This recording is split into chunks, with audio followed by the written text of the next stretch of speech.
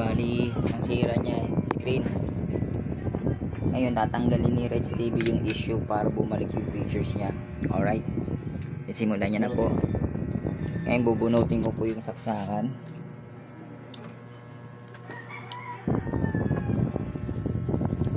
Reds TV,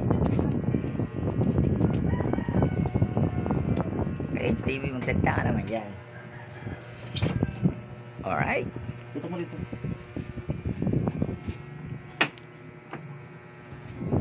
yan, itututok natin kung ano yung issue yan. Makikita nyo kung paano niya paano niya.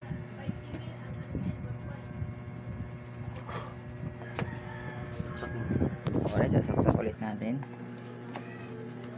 Naka-on na, ipapower na lang. Alright, nag-blink siya. Alright, ayos na.